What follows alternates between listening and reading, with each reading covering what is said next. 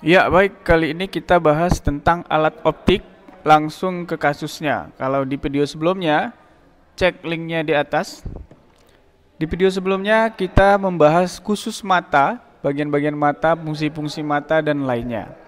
Ya, kali ini kita langsung bahas alat optiknya, di mana alat optik yang pertama itu adalah kacamata. Di mana kacamata itu digunakan untuk mengatasi cacat mata. Apakah rabun jauh, rabun dekat, dan mata tua, seperti itu. Maka diperlukan kacamata. Rabun jauh adalah kelainan mata karena bayangan benda-benda yang jatuh di depan retina. Kalau tepat di retina, jelas penglihatan. Tapi kalau di depannya, jadi kabur rabun. Atau kalau jatuh di belakang retina, kabur juga. Makanya perlu solusi yang namanya kacamata. Jadi rabun jauh itu diatasi dengan lensa negatif, ya. Dimana nanti untuk mengukurnya, dan biasanya soal-soalnya keluar menggunakan rumus ini penyelesaiannya. Ya, dimana pada video sebelumnya kita sudah membahas istilah PR dan PP. PR itu adalah titik jauh, PP titik dekat. Gitu ya. Ini rumusnya, silahkan dicatat. Kekuatan lensa kacamata adalah min 100 per PR.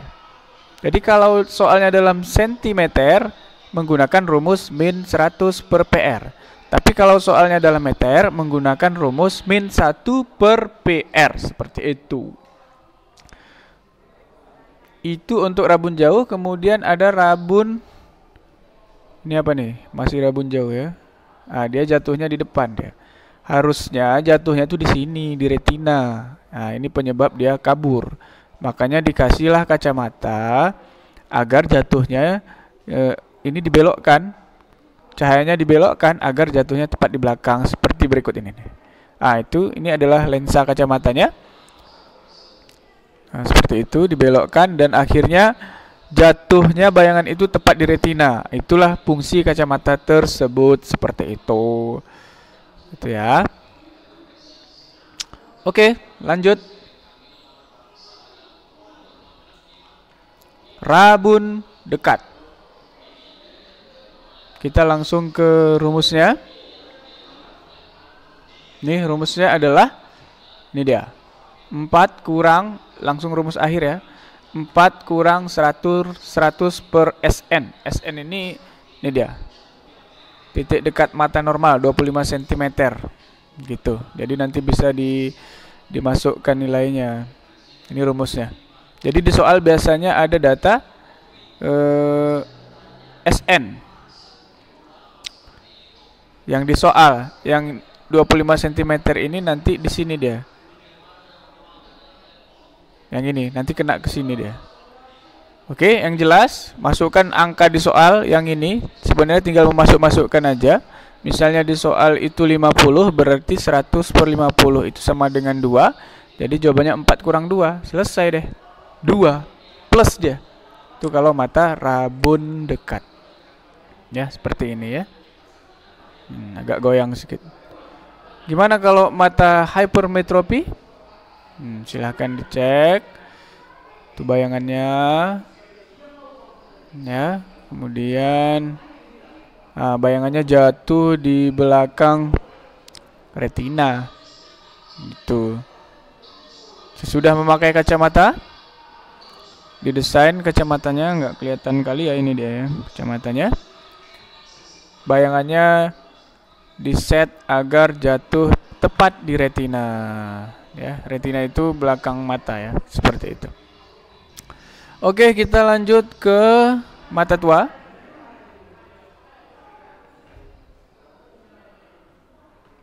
Untuk mata tua berarti dia menggunakan dua lensa. Karena matanya rabun jauh dan rabun dekat. Sehingga lensanya harus 2 gitu.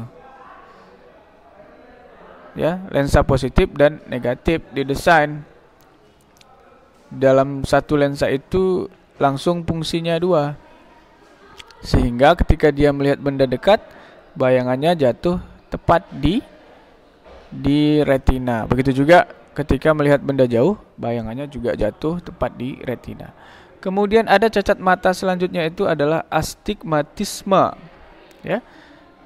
Akibat kornea mata yang tidak berbentuk sferik, melainkan lebih melengkung pada suatu bidang daripada yang lain.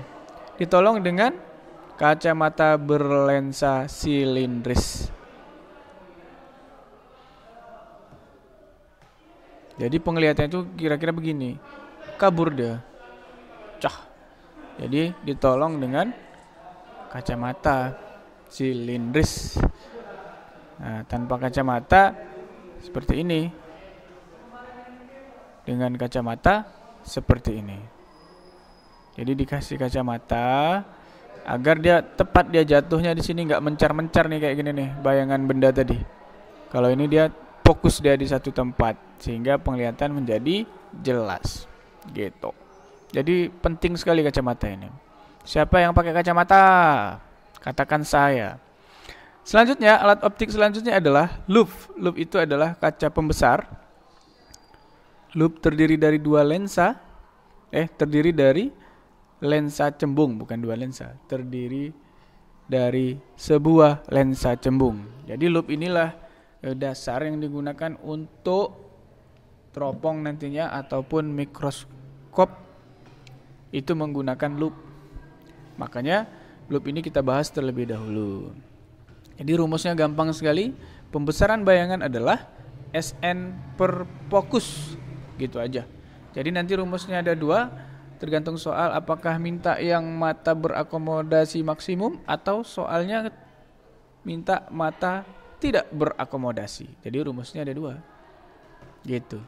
Nah, kalau dia tak berakomodasi, ini rumusnya silakan dicatat ya. Kemudian kalau yang berakomodasi maksimum ditambah 1. Jadi sederhana sekali. Ya, di soal itu hanya memberikan data ini. Yang penting kita tahu rumusnya, kita tentu bisa menjawabnya. Gitu ya. Jadi awalnya bendanya kecil, nanti kelihatan besar seperti ini. Selanjutnya ada kamera. Ini adalah bagian-bagian kamera, juga menggunakan lensa gitu. Ini kamera zaman dulu ya, dimana masih pakai film. Kalau sekarang kan sudah digital ya, langsung tersimpan secara digital. Kamera merupakan alat optik untuk merekam gambar bayangan suatu benda. Ini ada fungsi-fungsi aperture. Ini bisa nanti di screenshot untuk kemudian disimpan ya. Ini kalau zaman dulu tuh pakai film. Gitu. Kerja kamera itu seperti ini, dia menangkap bayangan,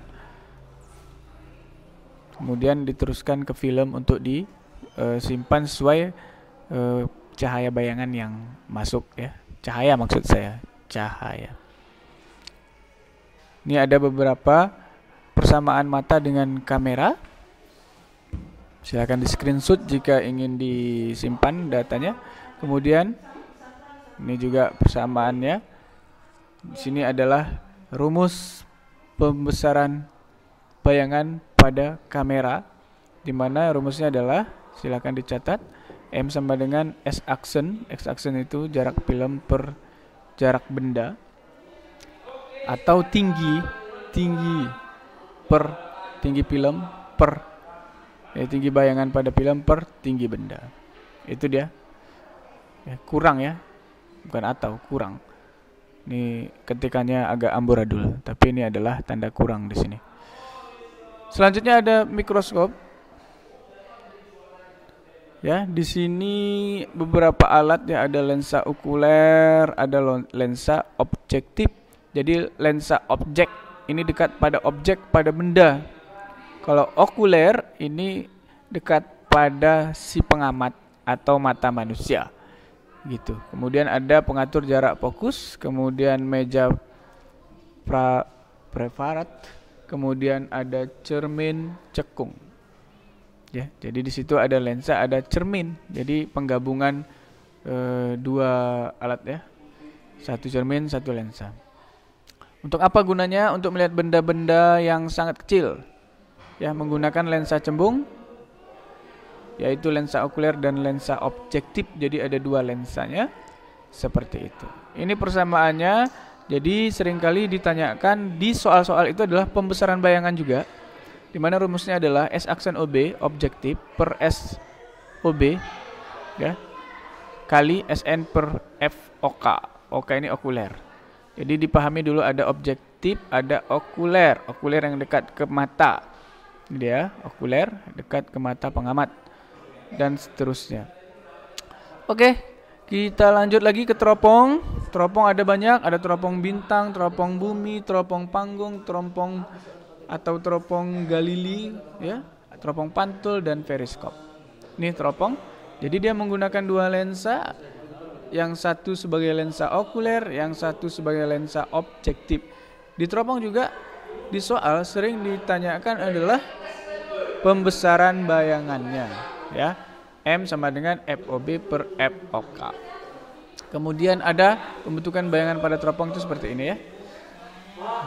Sifatnya nanti maya terbalik lebih dekat.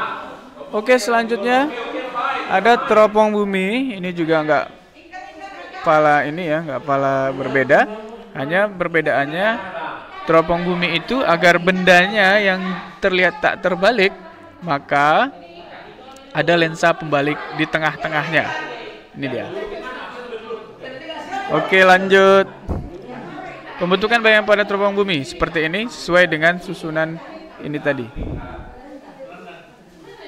Teropong panggung. Nah, hanya menggunakan dua lensa di mana rumus pembesarannya adalah M sama dengan FOB per FOK. Mohon maaf agak turun amburadul sedikit. Nggak apa-apa ya. Lanjut. Ini adalah pembentukan bayangan pada teropong panggung. Lanjut. Teropong pantul kira-kira bentuknya seperti ini. Kita singkat saja. Kalau periskop itu adalah teropong yang digunakan dalam kapal selam untuk melihat keadaan di atas air. Ah, ini teropongnya nih, periskop. Dia ada belok tapi bisa kemudian sampai gambarnya di pengamat di dalam kapal selam tersebut. Gitu. Kayak gini kira-kira bentuknya. Bayangan itu masuk, kemudian dipantul-pantulkan dan akhirnya sampai ke mata. Kayak gitu. Sampai jumpa pada materi berikutnya. Ini adalah PowerPoint yang sudah tersebar luas di internet. Cuman kita di sini menjelaskan secara lebih detail untuk mudah dipahamin ya. Mudah-mudahan bermanfaat. Selesai sudah materi alat optik, tinggal nanti kalau ada waktu kita akan membahas soal-soal yang ada di alat-alat optik ini. Sampai jumpa kembali, mudah-mudahan bermanfaat.